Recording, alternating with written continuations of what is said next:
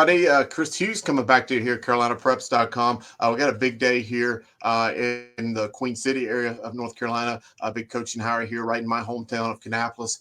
And without further ado, I'm going to bring on a good friend of mine who's been in the news today, Coach Justin Hardin, named the new football coach at A.L. Brown High School. Coach a school that he's quite familiar with growing up here in Kannapolis. Former quarterback of the Wonders. So here we go. We're going to bring on Coach Hardin. First and foremost, Coach, congratulations.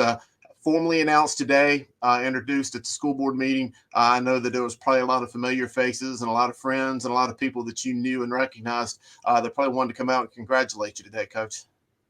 Yeah, it was great. And first of all, appreciate you having me on tonight. I know it's late, but yeah, it was great. It was, great homecoming. Like I said, to see a lot of familiar faces and people that have known me, watched me grow up and been a part of that process. I mean, it's just, it's a dream come true. And, to move back there and take my family, my girls, it's just something very special to me.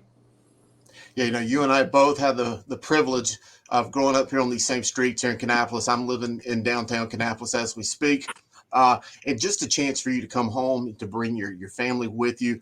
What is it like to be able to come back to the hometown that you grew up in? And also the second question I want to ask to kind of go along with that is, what do you think of the new Kannapolis? I know the Kannapolis that you grew up in, like I did as well, had the mill, huge part of it. Just the town, the vibe, the dynamic was so much different. Now you come back and it's vibrant and just so much energy. The downtown's electric every night. Just a little bit of a different Kannapolis than we both grew up in. But what is your thoughts of the town now? I think it's, I miss the mill, but also it's, like you said, there's a lot of energy there and a lot of newness. And there's probably going to be some of the football program also. And, but it's exciting, that Kannapolis has done a great job of, attracting, people to maybe to come back to Kannapolis. They got the Cannonballers downtown and what they've done downtown, it's just really nice. And so, it's a tight knit community, and they, they appreciate that Kannapolis, I'm sure, is putting, money into downtown. And I've spent time the past couple weekends with my family down there. It's been great.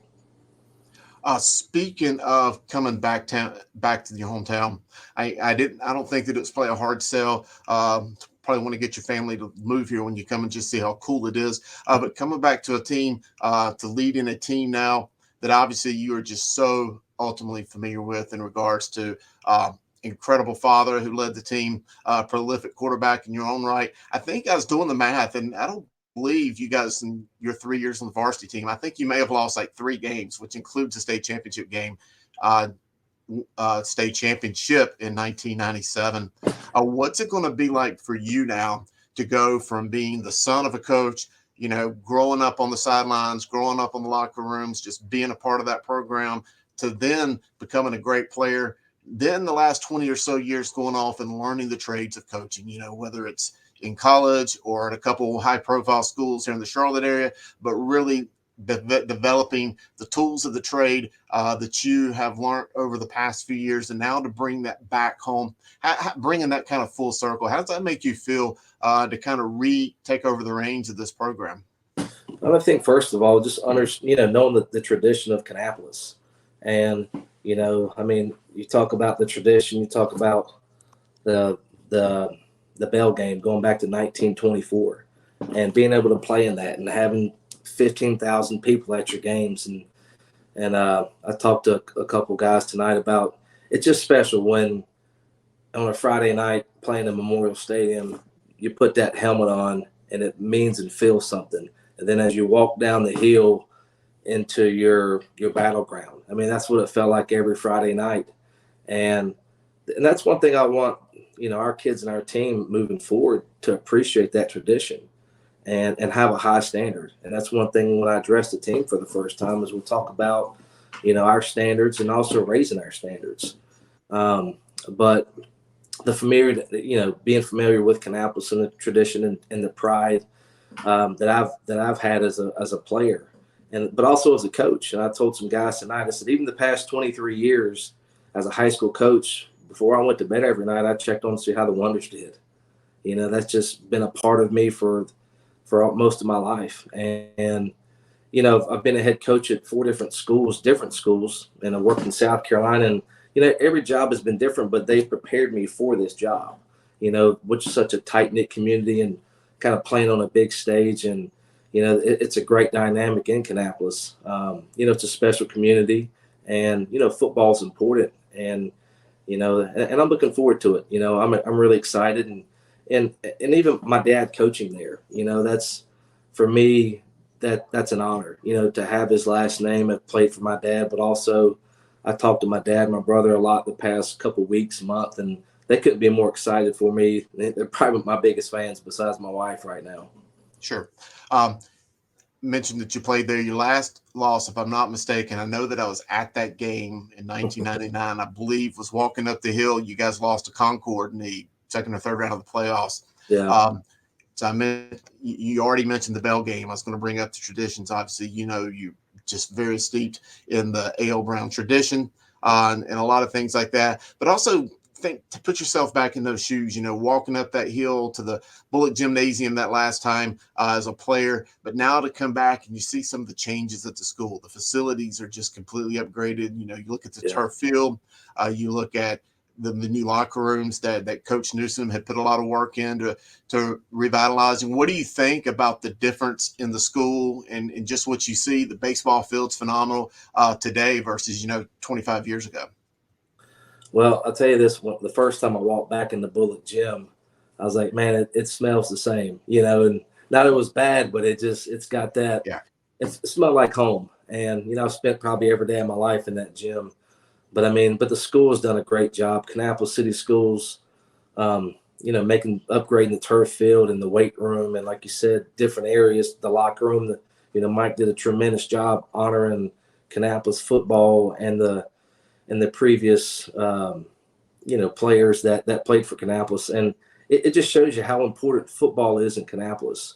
And I even said during the interview process that if you're a high school head coach in North Carolina, there's one place that you want to have an opportunity to coach, and that's at Kannapolis. I couldn't agree more. Well, now I want to shift gears, and I really want to get some of the fans that may be watching this. Maybe there could be some fans out there that's meeting Coach Justin Hardin here for the first time. So I wanted to give some of the fans maybe here at Kannapolis that maybe remember you as a player back several years ago. Obviously, maybe know who your father is and have seen your records at different schools, coming from Charlotte Latin. You mentioned Providence, Weddington. I tell a lot of people this all the time, that I really credit you for kind of creating that dynasty that Coach Capone and Coach Tim Carson had going on at Weddington. So, I really have seen your body of work in my time professionally covering high school football. But maybe just some of the people that don't know Coach Justin Hardin, give them maybe a peek behind the curtain and maybe what it is. Again, growing up in a home with a head football coach, whether it was a really small kid over at West Charlotte, growing up here in Kannapolis, and then all the steps that took you this way. How did you develop your coaching philosophy? And really, what is it about coaching and how you use the game of football and maybe other sports that you've coached, or being a weightlifting or a PE teacher or an educator in general, and how you try to use football as your tool to help young men and women? I had a great mentor growing up, my dad. And, I saw his work ethic and how he demanded excellence from not only the players, but from the coaches. And he worked, but he was a great communicator, but he kept things simple. And that's one thing, even in my football journey as a coach, that, Blair and I, we talk a lot about keeping things simple. And I think when I was a first young head coach taking over Weddington, the program was 0-11. And my first year, I was like, I think I'm doing too much. And the more I simplified, the faster our kids played, the more confident they played. And that's something I learned at a very young age. And, I've had great mentors like my dad and Larry McNulty from Latin. I don't think Coach Mack gets enough credit in this state for the body of work he did for 32 years at Latin.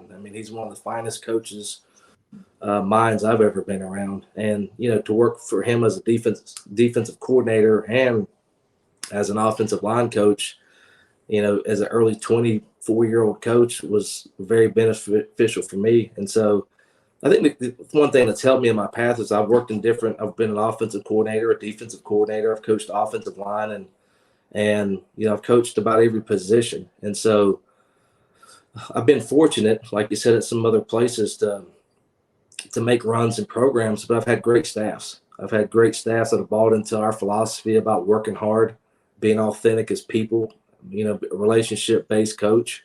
Um, and one thing, probably the top thing that I pride myself is the preparation piece, how we prepare at practice and, how we prepare in the weight room and also, studying for a game. And so, those things over the past 18 years, you know, um, learning from my mentors but continue to grow, but being at good programs, but being a relationship based coach and really relying on our preparation and having great staffs. I mean, that's really, been kind of the backbone of my career the past 18 years. You mentioned staffs. I think going way back, as I go and well into the 80s with some of the staffs here at A.L. Brown, the coach Bob Boswell, the late coach Bob Boswell had formed. And, I had an opportunity to work with him when I was coaching the South Rowan. So, he'd always tell us stories about how he had built that staff over there at A.L. Brown. And then many of those same men stayed on and was key personnel with the staff with your father and guys that you played for, Coach Whiteman and Mike Lambeth, and we mentioned Buddy Emerson and some of these guys that were just pivotal with that staff.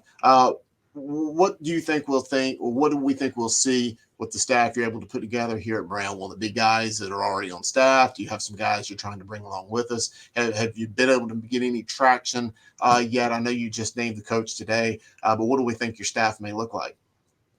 I'll meet the staff tomorrow and, I'll have meetings the next 2 days individually and also as a group, and, Mike had some great pieces to a staff up there and, but I haven't met the guys in person yet. I'm looking forward to meet the guys and, see what their strengths are and see how we gel together with my philosophy and, I have a very simple philosophy and my job right now is to put the right pieces to the puzzle together, and see what's going to fit, as far as, our offense and defensive scheme, but also, where guys will coach their positions. But I'm looking forward to meet those guys tomorrow for sure. Good deal. A couple quick things. I'm going to let you go. I know we're moving here late here. You mentioned your dad, and obviously I know a great deal about your father. I consider him a mentor of my own. I've had a lot of great conversations with him. He's been very helpful to me in my professional journey way back when as a coach and of course here with Carolina Preps. And of course, I know your brother very well. I've seen both of you two grow up into the men that you've become. But I know that you have been a part of some great teams, whether even before you suited up and played for the Wonders, just as a kid, playing there, and then of course being around your father. One of the things that I always thought was incredible about him is I've never seen many teams in my life have second half adjustments like I saw some of his Kannapolis teams do. I had seen them down and out in many games and then come back, do this or do that, make a few adjustments here and there. I thought his teams were always just incredible on special teams and were always good for a key punt block or a punt return. But what was it about some of the motivational speeches that he gave either during pregame or halftime? And I've heard some of them, but do you think you picked up that same thing from him and just being able to motivate players the way that he did? I think it's about timing, and Dad he knew when the right time was either to get us in check, to make a point, and you talk to Buddy and Jeremy Ryan, he's a master motivator. And he just, he had that sixth sense that when he needed to kind of dig in his bag of tricks, he knew how to get the most out of us. And when you talk about adjustments or second half adjustments, there's good coaches everywhere at every level. And like you said, in my opinion, what separates coaches is being able to adjust right now in the game, but also at halftime. That's where you can really see a difference in a coach or a coaching staff making in-game adjustments, because everyone's going to have good players in our league, and everyone's coached well. But like you said, who can make those adjustments, in-game adjustments and halftime adjustments to give their team an edge? Yeah. I think I lost you for a second there, but I think I still got you. Yeah, one of the tales that I had heard over many, many years was a story where he had stuck a straw through a potato before the game. And I think it was the 1995 West Charlotte game when they beat West Charlotte 14-13. It was Tommy Knox's only loss of the year. But I had heard where he had done that in the locker room before the game. And I just found that to be very interesting. Yeah, he was like Lou Holtz with all of his tricks. He would shove a straw through a potato. He would rip up a newspaper, then put it back together and stick pins through like a Ziploc bag full of water. And, he just, he had a bunch of tricks up his sleeves. But, as a 16-year-old, we're sitting there just soaking it up and we're all in. But like I said, he knew the right time to do those things. Or one time he hit a box fan and exploded before we played Central Bears right beside Ricky, one of our defensive ends. And he didn't have to give a pregame speech. The fan blew up and everybody just went out and we beat them 56-0. So, Coach, I think we could tell these stories all night, and I feel like I've lost your stream just a little bit. Your signal's going just in just a little. Hey, one quick thing. I know that there was a lot of traditions that I felt like that you had been a part of at Brown. I remember vividly during your days, the horse trotting out there on the field and just a lot of different things that were unique to the Hardin name. Do you think any of the fans will see any of those old traditions revitalized under your regime here? I think they're going to see them. I think they're going to hear them also. So right. I'm not going to reveal any of those, but they're definitely going to hear some of those also. All right. Hey, great job, Coach. I'm going to leave it at that. Hang tight here after I play a commercial. But Coach Justin Hardin, new head football coach at A.L. Brown, I appreciate you joining me. And as I can't wait to see what the program looks like under your reign. And just thank you tonight. And again, congratulations. Thank you, Chris. I appreciate you having me on, buddy.